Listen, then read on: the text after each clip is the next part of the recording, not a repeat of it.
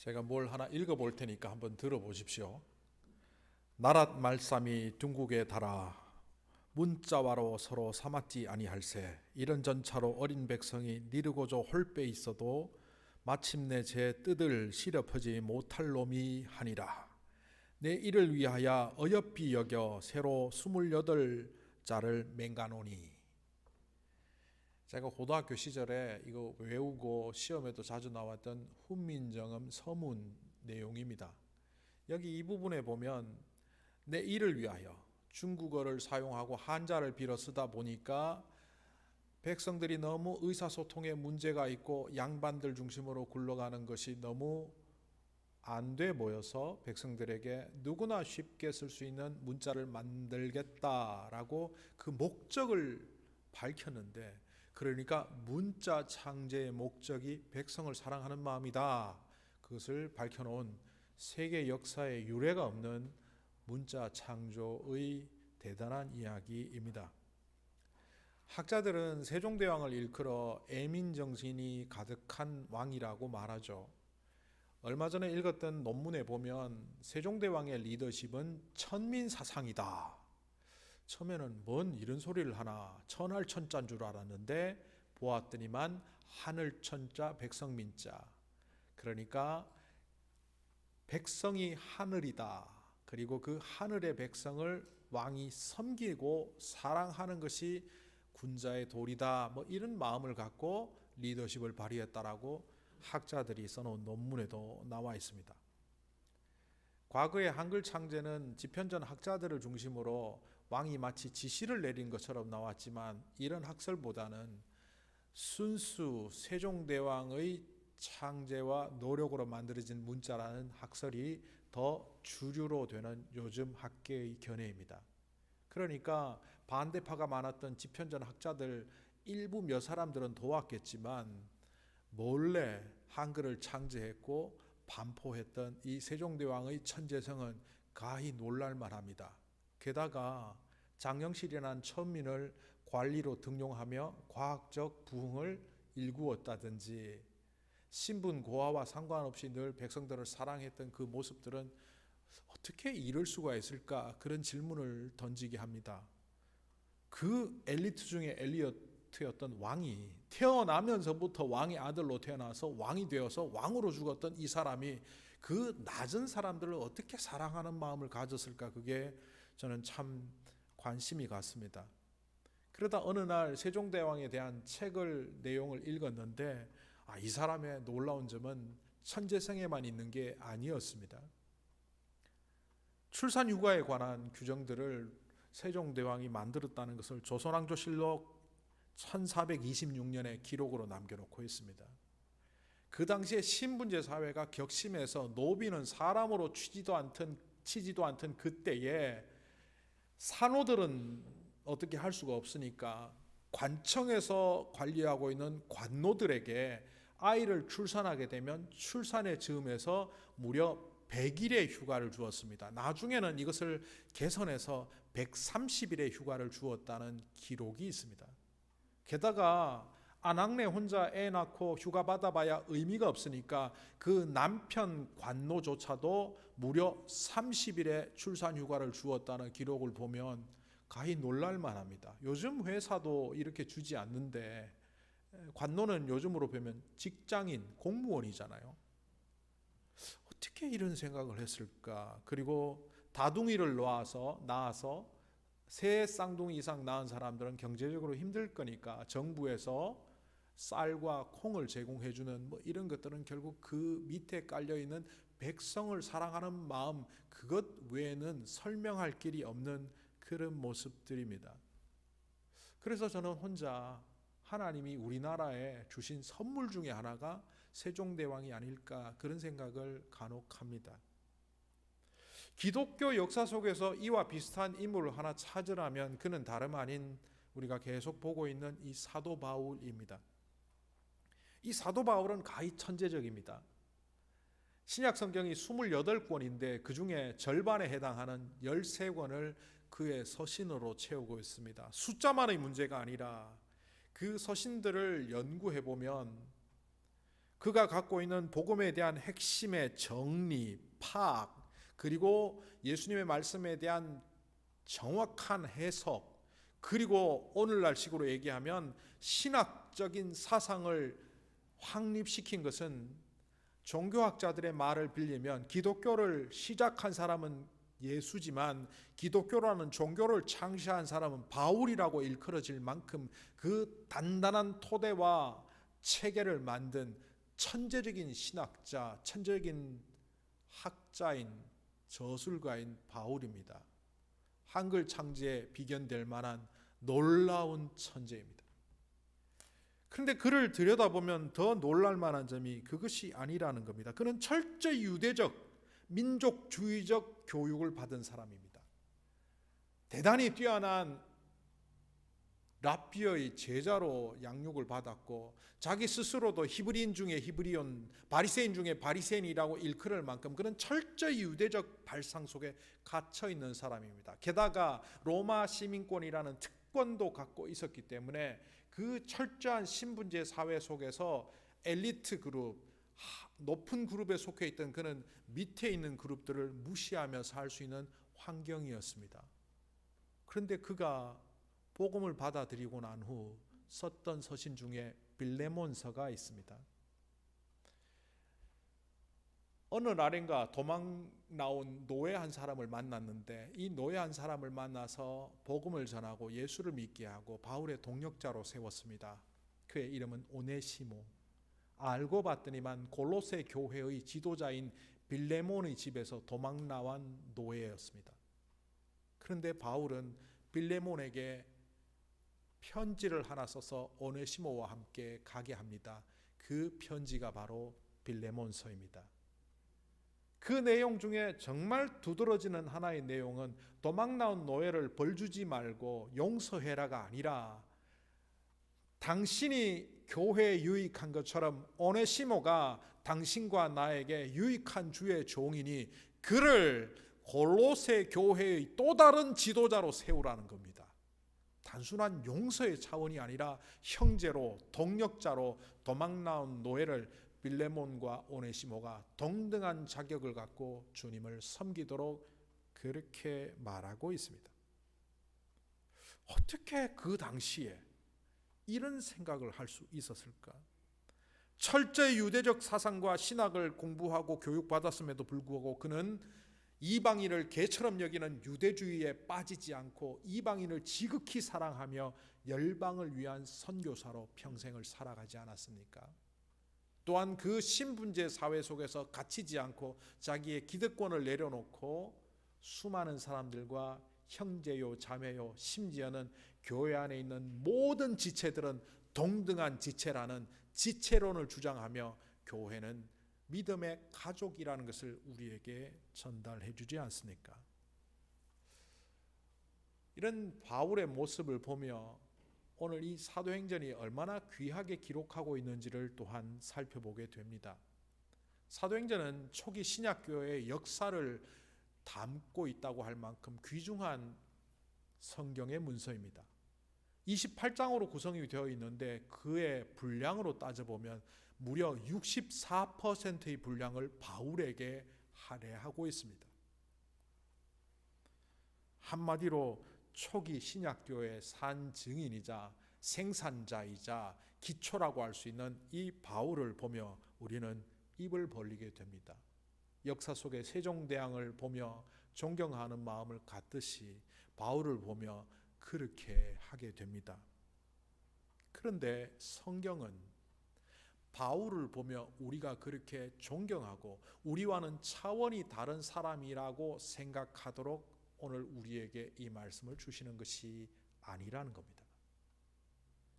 바울 또한 죄인에 불과했고 한때는 하나님과 예수님의 대적자로 서서 자기의 사상, 자기의 체계, 자기의 관념으로 사람을 죽이는 데 앞장섰던 철저히 유대적 발상을 가진 종파주의자에 불과했던 일개촌부라는 사실을 성경은 우리에게 보여줍니다. 일개촌부에 불과했던 그 사람이, 예수님을 대적했던 그 사람이 어느 날 예수님의 부르심에 자리에 서게 되고 그 하나님의 은혜로운 부르심으로 말미암아 그의 인생이 달라졌고 그 부르심에 응답한 바울을 통하여 하나님은 로마의 세상을 바꾸어 가기 시작했다는 것을 우리가 말씀을 통하여 목격하며 이 또한 세속적 가치관과 탐욕과 체계로 가득한 우리의 시대 속에서 또 다른 부르심과 또 다른 응답을 하도록 가르쳐 주시기 위하여 오늘 사도행전을 우리가 읽게 되는 겁니다. 그 사도행전의 28장에 이제 진입했습니다. 오늘 28장의 시작은 난파되었던 사람들이 몰타라는 섬에 안착했다는 소식으로부터 시작되고 있습니다. 배가 부서져서 도망 나오고 헤엄쳐 나온 그 사람들이 한 사람도 죽지 않고 이 섬에 도착을 했는데 이 섬은 과거에는 멜리데, 지금은 몰타라고 번역되어 나와 있습니다. 이 섬은 예전부터 있었던 섬인데 로마 시대 때는 멜리테스, 그래서 멜리데라는 이름으로 했고 그 이후에는 말타 혹은 몰타라는 이름으로 지칭되며 지금도 몰타 공화국으로 한 개의 독립된 국가로 지중해 가운데 있습니다. 지정학적 위치 때문에 그 가치를 인정받던 곳입니다. 이탈리아 반도가 있고 그 옆에 시칠리아 섬이 있습니다. 시칠리아 섬으로부터 한 90km에서 100km 가까이 떨어진 곳에 몰타가 있고 이 몰타에서 더 아래쪽으로 한참 내려오면 아프리카 대륙과 이어져 있는 이른바 교통의 요지이자 가장 지중해의 중심에 있는 섬나라입니다. 그러다 보니 과거에도 여러 열강들이 이 땅을 차지하려고 했고 바울의 시대에는 로마가 이 섬을 차지했지만 오늘 성경에 나오는 보블리오 같은 사람을 통하여 추장적 권한, 통치권을 이양하며 독립적인 자치를 가능하게 했던 바로 그런 곳입니다. 그러다 보니 여기에는 부유한 여러 가지 경제적인 수단이 있었고 사람들의 마음이 넉넉했습니다. 오늘 성경에도 보는 것처럼 이 죄수들과 군인들과 선원들이 섬에 도착하니까 이 섬 사람들이 호의적으로 대우하며 보여주는 모습을 보입니다. 아마 그들이 추운 물속에서 나왔기 때문에 불을 쬐을 수 있도록 만들어 주었을 것이고 비상식량을 제공하며 그들이 편안함을 누릴 수 있도록 했을 겁니다. 오늘 식으로 얘기하면 담요 한 잔씩 가져와서 덮어 주었을 것 같습니다. 이럴 수 있는 이유는 이 섬은 본래 넉넉하고 왕래하는 사람들이 많기 때문에 그들을 통하여 경제적인 이득을 취해서 오는 손님들을 환영하는 분위기입니다. 그런데 말입니다. 사람들이 이렇게 환영한다고 쉽게 현혹되지 마십시오. 우리가 이 땅을 살아갈 때도 그렇지 않습니까? 사람들이 나를 어떻게 평가하지? 세상 속에서 내가 어떻게 인정받지? 우리는 여기에 기준에서 우리의 행복과 우리의 삶의 수준을 평가하며 삽니다. 내가 세상에서 얼마만큼 인정하는 정도의 성공을 했는지, 세상이 인정할 만한 재력과 학력과 여러 가지 능력을 내가 겸비했는지, 내가 먹고 살아가는 이 모습을 세상에서는 어느 레벨로 평가를 하는지에 따라서 자신의 행복 수준도 삶의 수준도 평가하는 것이 우리의 모습이지 않습니까? 그래서 다른 사람들이 나를 향하여 칭찬을 하고 호의적인 태도를 보이면 기뻐하고 반대로 그렇지 않으면 불행해하는 것이 우리들의 모습이지만 실제로 사람들의 평가는 중요하지 않습니다. 과거 루스드라에서 이미 바울은 경험했지만 몰타섬에서 또 한 번 경험하는 것을 오늘 말씀은 보여줍니다.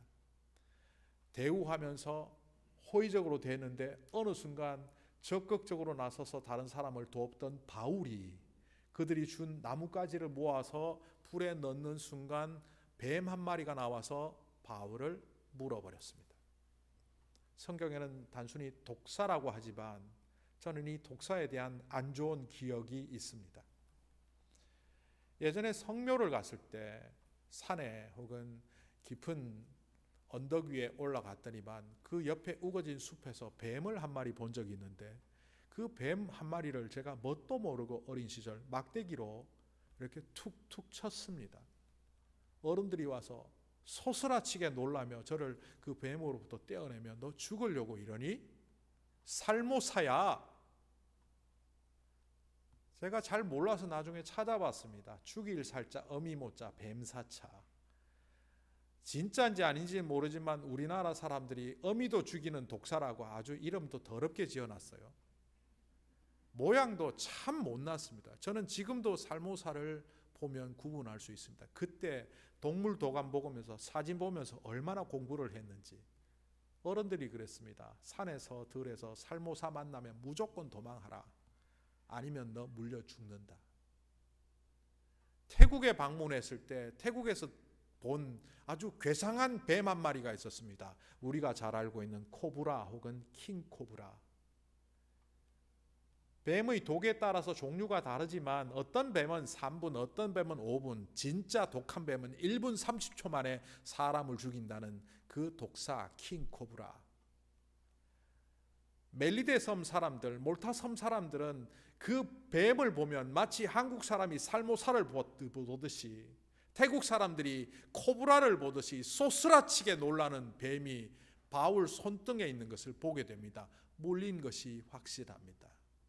그리고 그 사람들이 그 장면을 통하여 바울을 이렇게 평가합니다. 저 사람은 죽어야 될 팔자인가 봐. 저 사람은 신의 저주가 놓인 사람이야. 저 사람은 살인자야.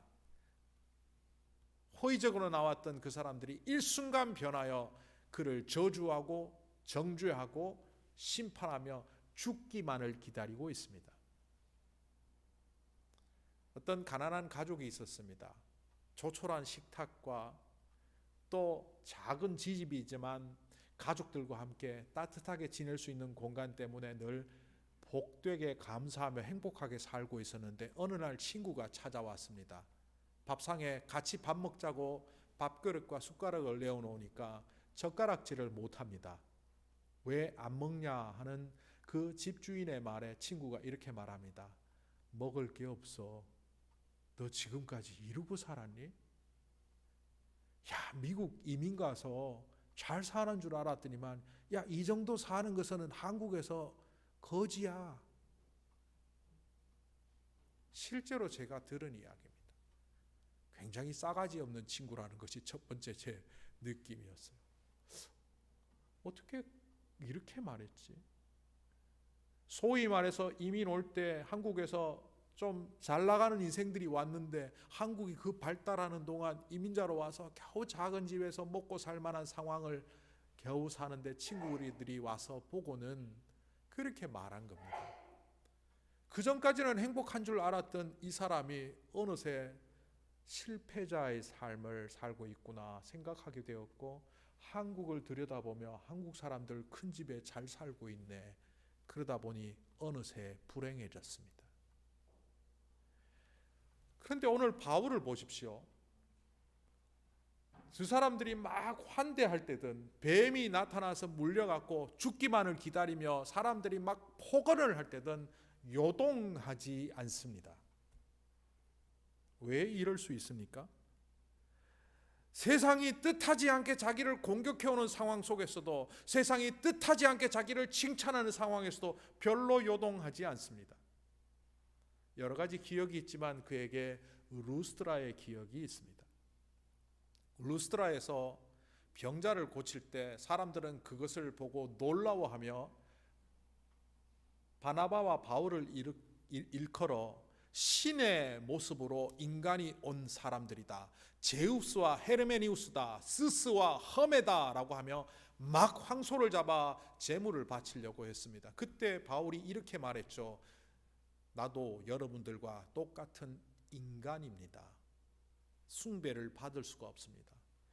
자기들의 의도와 달리 숭배를 받지 않는데 격분한 루스드라의 그 다혈질 군중들은 돌을 던져 바울을 거의 죽게 만들었습니다. 물론 하나님의 은혜로 살아나서 다시 전도 여행을 시작하긴 했지만 사람들의 칭찬도 사람들의 저주도 별 의미 없는 일이며 결국은 주님이 내 인생을 어떻게 이끌어가는지 거기에만 관심을 갖고 살아온 바울의 입장에서 이 멜리데의 상황은 눈에도 들어오지 않습니다. 그러나 여기에 뱀에게 물렸다는 그 사실을 우리는 좀 주목해 볼 필요가 있습니다. 아프리카의 어떤 목회자가 주일 예배를 잘 마치고 예전에 한번 나누었던 이야기입니다. 나도 물리로 걸을 수 있다 라고 교인들을 데리고 주일 오후에 강가로 갔습니다. 악어들이 득식을 그리는 그 강가에서 물리를 걷기는커녕 몇 분 되지도 않아 결국 물속에서 악어밥이 되었다는 뉴스가 우리 귀에 들려왔었죠. 또 몇 년 전에 어떤 목회자는 교인들을 모아놓고 독사에 물려도 죽지 않는다고 예수님께서 말씀하셨으니 땅 하나 팔아 토구를 팠습니다. 팬티 같은 얇은 옷 하나를 입고 거의 맨몸으로 토굴 속에 들어가서 주변에서 잡아들인 독사 20여 마리를 풀어라. 그리고 1분 안에 죽었답니다. 5분이라도 버티지. 아니 바울은 안 죽었는데 왜 그 목사들은 악어밥이 되고 독사에 물려 죽었을까요? 마가복음 16장 14절 20절에 그에 대한 힌트가 우리에게 나옵니다. 예수님의 부활하신 모습을 사람들을 통해서 듣고도 제자들이 믿지 못할 때 부활하신 예수님께서 제자들에게 나타나셔서 믿음 없음을 꾸짖으시며 중요한 몇 가지 이야기를 합니다. 너희들이 믿음을 회복해서 이제 이런 일을 해야 된다. 마가복음 16장 15절부터 제가 요약을 해서 읽어드리겠습니다. 너희는 온 천하에 다니며 만민에게 복음을 전파하라. 믿고 세례를 받은 사람은 구원을 얻을 것이요 믿지 않는 사람은 정죄를 받으리라. 믿는 자들에게 복음을 전하는 자들에게 이런 표적이 나타나리니 곧 그들이 내 이름으로 귀신을 쫓아내며 새 방언을 말하며 뱀을 집어 올리며 뱀에 물려도 이런 표현입니다. 뱀에 물려도 또한 무슨 독을 마실지라도 해를 받지 아니하며 오히려 병든 사람에게 손을 얹은즉 나으리라 하시니라. 제자들이 나가 두루 전파하며 주께서 말씀하신 이 사역을 감당할 때 그 따르는 표적으로 말씀을 함께 증거하였더라. 아프리카의 그 목사들은 착각했습니다. 자기가 믿음이 좋다는 것을 교인들에게 보여주기 위해서 과시용으로, 다르게 말하면 하나님을 테스트하기 위하여 믿음의 사건을 이용했습니다. 어떻게 보면 교회를 부흥시키기 위하여, 교인들이 자기를 영적 권위로 바라볼 수 있도록 하기 위하여 개인적인 목적으로 그 일을 하니 일어날 리가 있겠습니까? 바울은 사람들을 섬기는 마음으로 다 지쳐있는 똑같은 조난자임에도 불구하고 나뭇가지를 들었고 그들을 섬기기 위하여 불을 붙이는 순간 독사에게 물렸습니다. 이것은 어떻게 보면 그들에게 복음을 전하고 하나님의 나라를 선포하는 과정에 일어났던 사건입니다. 이런 자는 뱀에 물려도 죽지 않습니다. 믿는 자들에게, 말씀을 전하는 자들에게 표적이 나타난다고 말씀하셨지, 하나님의 말씀을 오용하며 착각하며 자기의 영적 권위를 조장하기 위한 수단으로 여기는, 이용하려고 하는 사람들에게는 나타나지 않는다는 겁니다.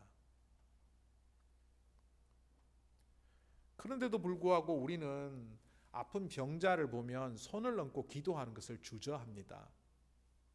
목회자는 물론이고 장로님들도 병자를 보시면 기름을 바르고 기도하라는 성경 말씀에 있는 것처럼 환우들을 위하여 기도해야 합니다. 정지영 자매가 오늘 예배 전에 잠깐 전도사님과 함께 작은 방으로 들어왔습니다. 제가 있는 곳에. 암세포가 많이 줄어들어서 찾을 수가 없다. 너무 기쁘다. 그 얘기를 하고 나가려고 하는데 제가 붙잡았습니다. 기도하죠. 병 고쳐달라고 할 때도 기도해야 되겠지만 고쳐주심에 대한 감사도 기도해야 합니다. 왜 우리는 기도하기를 주저할까요? 특히 병자들에게 손을 얹고 기도할 때는 이런 두려움이 있습니다. 안 나으면 어떡하지? 뭐 여러분 능력입니까? 내 능력입니까? 제가 여러분에게 손 얹고 기도했는데 안 나으면 제 탓 아닙니다. 하나님 탓도 아닙니다. 누구 탓입니까? 여러분 탓입니다. 누구에게 전가하기 위한 게 아니라 낫고 안 낫고는 주님의 소관이니까 우리가 할 수 있는 것은 기도 외에는 다른 방법이 없다는 겁니다. 저는 야구 타자들이 3할만 치면 10번 나와서 7번 죽고 3번 살아나가면 잘한다고 연봉 많이 주고 칭찬하는데, 목사도 사역자도 기도해서 한 3번 정도만 나으면 잘한 것 아닌가? 제가 병자를 위해서 기도하고 열심히 기도했던 여러 가지 통계 자료를 갖고 제가 그냥 기도하는 것 말고 진심으로 안수하며 병 낫기를 기도했던 통계 자료를 최근에 내어보았습니다. 28건 확률적으로 계산을 해보니까요, 응답받은 것이 37%, 3할 7푼입니다. 연봉 1억 받아야 됩니다. 제가 놀랐습니다. 37%. 물론 저 혼자만의 기도가 아니라 중보기도팀에서 기도하고 가족들이 기도하고 본인이 기도하고 저도 같이 기도한 결과이긴 하지만, 기도할 때 하나님께서 역사하신다는 것을 우리가 믿지 않았기 때문에 병자들을 위해서 기도하기도 잘 하지 않았고, 독사에 물린 사람은 우리 또한 아마 바울을 보았다면 저 인간 곧 죽겠다 말하는 편에 섰을지도 모릅니다. 800명, 예수님으로부터 700년 전, 800년 전 사람인 이사야 선지자가 이렇게 성경에 기록한 것이 있습니다. 이사야 11장 6절부터 9절입니다. 그때에는 이리가 어린 양과 함께 살며 표범이 새끼 염소와 함께 누우며 송아지와 새끼 사자가 살찐 짐승이 함께 풀을 뜯고 어린아이와 그것들을 이끌고 다닌다. 암소와 곰이 서로 벗이 되며 그것들이 새끼가 함께 누우며 사자가 소처럼 풀을 먹는다. 사자 풀 뜯어먹는 얘기가 성경에 나오네요. 젖 먹는 아이가 독사의 구멍 곁에서 장난하고 젖된 아이가 살무사의 굴에 손을 넣는다. 그러나 죽지 않는다. 이 땅에 물이 바다를 채우듯 주님을 아는 지식이 땅에 가득하기 때문이다. 주님의 온전한 역사가 일어나는 그 심판의 현장 이후에 구원의 역사 속에서 이루어지는 세상은 이러하다는 것을 이사야는 전하고 있습니다. 하나님을 믿고 하나님을 알고 그 역사에 온전히 의지하는 자에게는 독사의 굴에 손을 넣어도 물리지 않을 뿐더러 물어도 죽지 않는다는 겁니다. 이게 사드락 메삭 아벳느고 혹은 사자굴의 다니엘에게만 나타나는 역사가 아니라 바울의 삶의 현장에서, 또한 제자들의 사역을 전하는 현장에서, 또한 우리의 현재 삶의 현장에서 일어나야만 하는 사건이라는 것입니다. 그런데 이 바울과 우리와의 차이는 어디에 있을까요? 이 바울은 나중에 보블리오 집에 초청을 받아 갑니다. 사람들이 또 조변 석계 하듯이 바뀌었죠. 환대하다가 뱀에게 물리니까 저주하다가 물리고도 죽지 않으니까 신이다, 신적인 권위가 있다, 그리고 막 환영을 하고 보블리의 농장에 초대해서 극진한 대접을 합니다. 바울은 사람들이 나를 알아주는구나, 사람들이 나를 환대하는구나 생각한 것이 아니라 내가 보블리오 집에 온 이유가 있다 생각하여 그 가정의 병자를 찾아 고쳐줍니다. 그리고 그것을 계기로 그 섬에 있는 수많은 병자들이 바울에게 오고, 바울은 병자만 고쳐준 것이 아니라 예수 그리스도를 먼저 증거했을 것이고 하나님 나라의 임재에 대하여 선포했을 것이고, 그 결과로 병자를 고쳐주었을 것입니다. 사람들은 말했을 겁니다. 바울은 대단하다, 신이 그와 함께한다, 형통한 자로다. 그러면 뭐합니까? 그래봐야 죄수인데요. 잠시 자유를 누리는 것 같지만 곧 풍랑이 잦아들면 배를 타고 이동해서 로마로 끌려가야 되는 죄수입니다. 우리가 만약 이런 상황이면 하나님이 여기서 그냥 죄수의 타이틀까지 떼고 특별한 은혜로 면죄부를 받아서 자유인으로 로마에 들어가게 하면 얼마나 좋을까 생각하겠지만 그렇지 않습니다. 바울의 형통함을 하나의 사건으로 창세기에서 찾는다면 요셉의 형통함과 견주어서 얘기할 수 있습니다. 요셉이라는 사람은 형제들에게 배신당했고 버려져서는 안 되는 가족으로부터 버려짐을 당해 죽음의 통로인 사막을 통과해서 이집트의 노예로 팔려가게 됩니다. 노예로 팔려가서 성실히 했더니만 종 중에 가장 윗자리에 올라가게 됩니다. 그래봐야 종입니다. 그래봐야 노예입니다. 아시지 않습니까? 많은 권한을 가진 것 같았지만 보디발의 아내가 요셉을 유혹하려다가 실패하니까 죄를 뒤집어 씌우니까 바로 감옥 보내버리지 않습니까? 그렇게 충성했는데 사람들은 왔다 갔다 합니다. 인정해주는 것도 중요하지도 않고 인정하지 않는 것도 별로 중요하지 않아요. 하나님이 나를 인정하느냐가 중요한 겁니다. 그런 요셉을 보면서 사람들이 뭐라고 말합니까? 보디발이 형통한 자로다. 그리고 감옥에 갔습니다. 그런데 이 감옥은 귀족들이 오는 감옥이에요. 고관 대작들이 오는 감옥이어서 감옥 가서도 감옥살이 플러스 종살이 합니다. 거기서도 간수장이 요셉을 보며 형통한 자라고 말했지만 그래봐야 감옥살이 종살이지 않습니까? 그래서 외형으로 바라보는 어떤 사람들은 형통하기 뭐가 형통해? 노예 생활하고 감옥 생활하고 종살이 하는데. 그런데 이 형통함은 모든 일이 잘 되는 것을 의미하는 것이 아닙니다. 성경을 가만히 보십시오. 그 형통함을 이렇게 말합니다. 보디발은 요셉을 보며 하나님께서 그와 함께 하신다는 것을 발견했다라는 의미로 형통을 말합니다. 간수장은 그가 하는 모든 일에 하나님이 함께 하신다는 그 의미로 그가 형통한 자라고 말했습니다. 종살이를 하든 자유인이든 거짓골을 살든 부유함을 살든 그거와 상관없이 그 어떤 자리에도 주님이 나와 함께 하신다는 것을 믿는 자를 형통한 자라고 말합니다. 그리고 그 형통한 자는 결국에는 하나님이 상황까지도 바꾸시지 않습니까? 바울은 형통한 자입니다.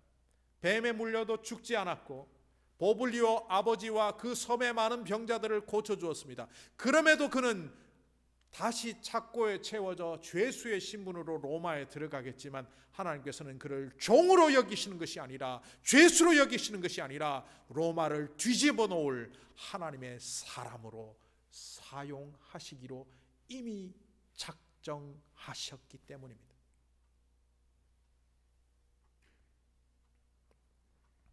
그래서 갈라디아서 6장에서 그는 이렇게 말합니다. 이제 나에 대하여 함부로 말하지 마라. 나에게는 예수의 흔적이 있다. 제가 뭣도 모를 때 주님 저에게도 예수의 흔적을 주시옵소서 기도한 적이 있는데 나중에 헬라어로 보다가 깜짝 놀랐습니다. 이것은 스티그마의 복수인 스티그마타, 주홍글씨, 낙인 그런 의미입니다. 붙잡혀가서 동물의 뼈가 달려있는 채찍질을 당하다 보면 살점이 툭툭 떨어져 나갑니다. 흉터가 됩니다. 떨어져서 돌에 맞았지 않습니까? 돌에 여러 번 맞았습니다. 그때 머리 털 다 빠지고 깨지면서 땜통, 그의 채찍질 당한 흔적, 사람들의 해꾸지 당한 흔적, 온몸에 마치 죄수처럼 노예처럼 나 있는 이 상처투성이의 모습을 스티그마타, 부끄러운 것이라고 말하지만 그는 그 앞에 하나를 붙입니다. 예수의 스티그마타. 가장 부끄러운 단어였던 둘로스, 종이라는 단어 앞에 그는 하나를 붙입니다. 예수의 종.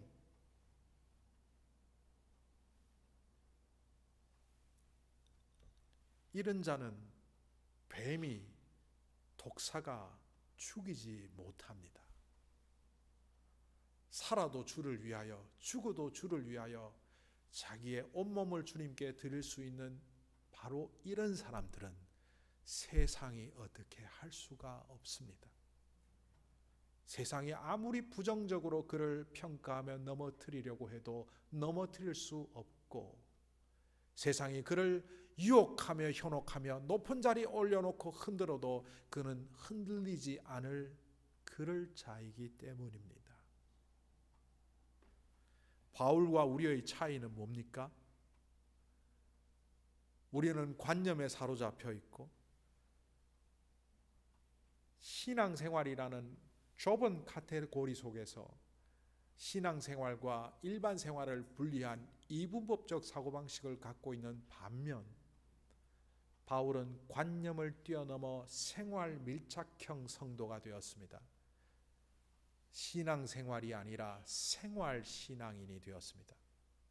그랬기에 나뭇가지를 잡는 순간에도, 뱀에게 물리는 순간에도, 죄수로 끌려가는 그 자리에도 하나님은 나와 함께 하신다는 온전한 살아있는 믿음을 가졌기에 그는 모든 상황 속에서 확실한 능력의 사람으로 이 땅에 살아갈 수 있었습니다. 배고픔의 자리에서도, 병듦의 자리에서도, 가난한 자리에서도 흔들릴 줄 몰랐던 그는 내가 내게 능력 주시는 자 안에서 모든 것을 견딜 수 있게 되었다라고 빌립보에서 고백하고 있습니다. 오늘 말씀을 통하여 우리는 무엇을 보아야 합니까? 보잘것없는 한 사람을 여전히 사랑하시며 부르시는 대적자였던 바울조차도 사랑하시며 부르셨던 하나님의 사랑을 먼저 목격하십시오. 그리고 이 사랑이 끝없는 은혜로 자신에게 부르셨다는 것을 알고 온전한 순종을 하며 응답할 때 세상을 바꾸는 역사가 일어나는 이 위대한 사건의 주인공으로 바울처럼 또한 우리가 사용되도록 하나님은 부르시고 계시다는 것을 기억하십시오. 그때 하나님의 사람이 제대로 헌신하면 세상은 바뀌고, 하나님의 사람은 세상의 역사 속에 기억되기보다는 하나님의 역사 속에 기억되어야 한다는 그것이 바로 우리 삶의 기준이요 가치가 될 겁니다. 그때 우리는 뱀이 물어도 죽지 않습니다. 왜냐하면 주님이 모든 상황 속에서 우리와 함께 하시기 때문입니다. 기도하겠습니다.